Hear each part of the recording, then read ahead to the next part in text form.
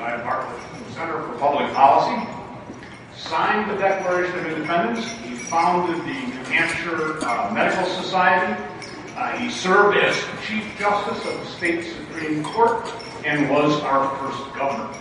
But the best thing he ever did was in 1792 when he told the New Hampshire legislature that they had done such a great job that he couldn't think of anything else for them to do. So they packed their bags and went home.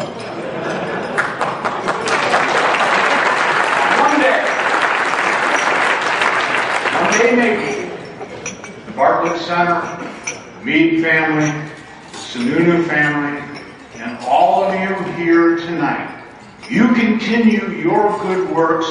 Maybe we'll get to send our legislators home for the same wonderful reason.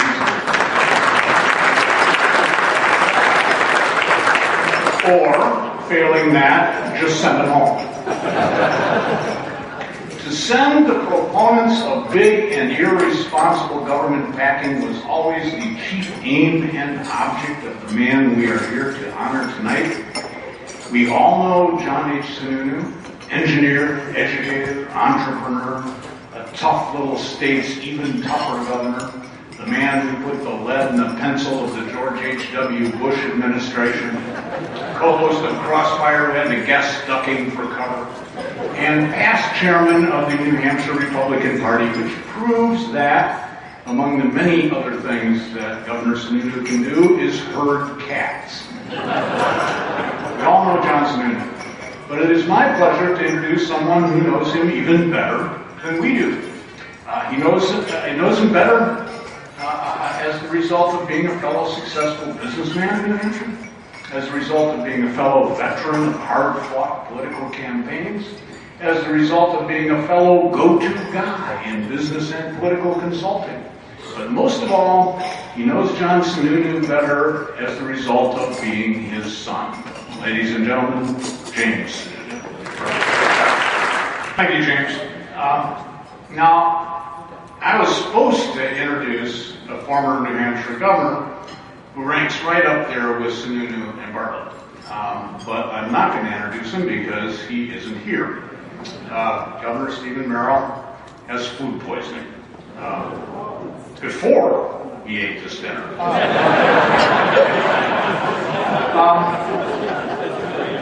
He's going to be okay, though. Governor Merrill's a man who gave us the first state budget in modern history that reduced spending, and that was back in 1995 when we actually had something to spend.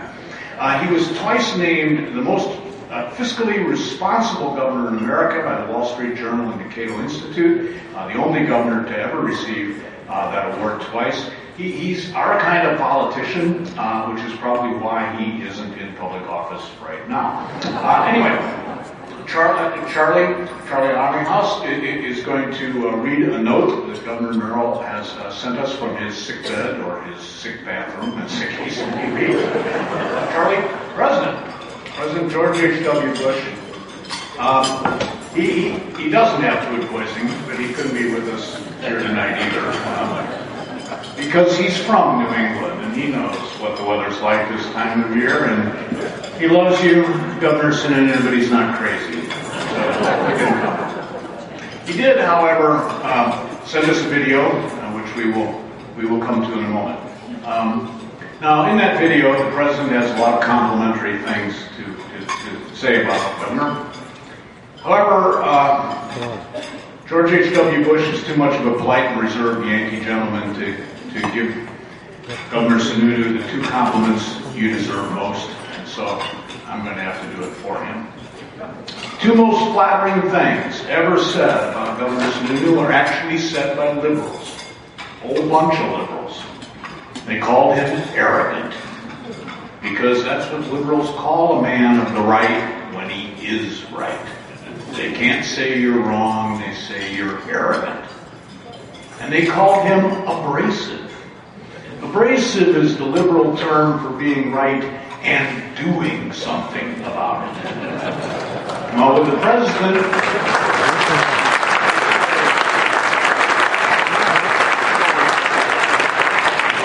president that we got after George H.W. Bush, we have learned what the opposite of abrasive and arrogant is: slick and full of baloney. And now let's have President Bush put all of that in a much nicer way.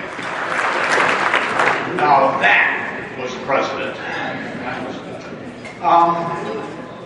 Now what I'm going to do is I'm going to bring back to the podium to Rich Ashu, the chairman here, the chairman of the board of directors of the Bartlett Center.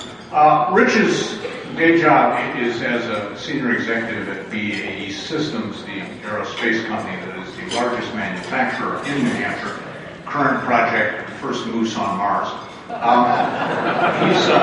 He has served on the board of Franklin Pierce University, Catholic Medical Center, UNH Foundation, New Hampshire Charity Foundation, many other worthy organizations. He was a delegate to the 2004 Republican Convention, and you'll recall we won that year.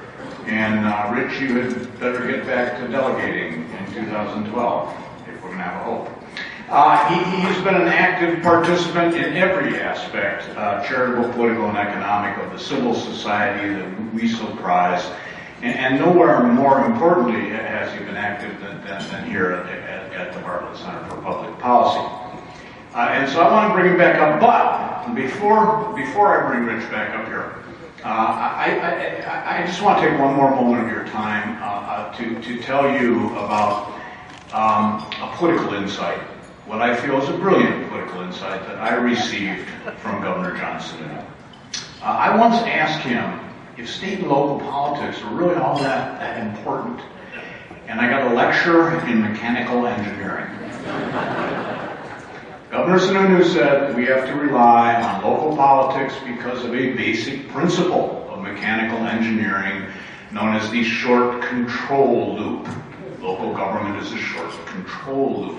The hot and cold faucets in your shower are short control loop faucets.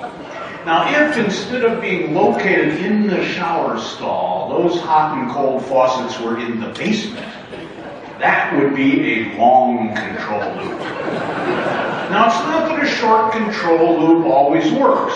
You may be out of hot water, but it is better to stand in the shower stall fiddling with a useless faucet than to march naked and dripping through the house, amazing the children and shocking the cleaning lady, down 2 flights of stairs and into the grungy basement and fiddle with a useless faucet down there.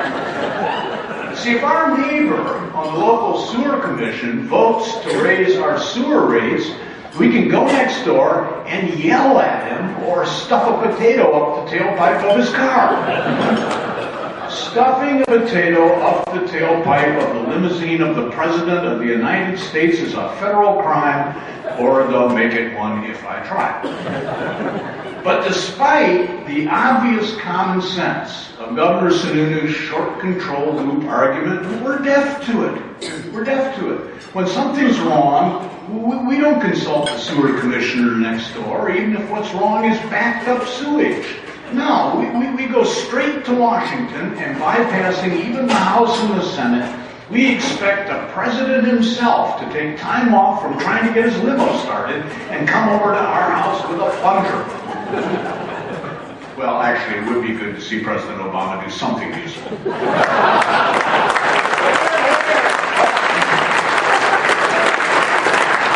President Obama is not here tonight because we didn't invite him. We have a much better, much more important, and much more significant political figure to talk about than Rich. It's all yours.